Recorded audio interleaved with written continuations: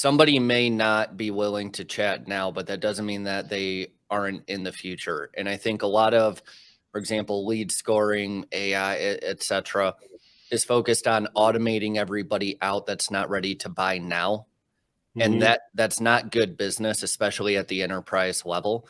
I don't know how many of my Fortune 500 deals took between 6 months to 24 months. And we need to be okay with that. That doesn't mean that you don't spend more time on the hot leads ready to go, but sales and marketing need to work together to nurture those other prospects. The tire kickers now, but they need to nurture them and give them reason to stop kicking that tire down the road. And I think AI, in large part, while I'm a big proponent of it used correctly, it is too focused on how can we automate our work and do less work, whereas it should be how can we make this the most beneficial relationship for the prospect possible.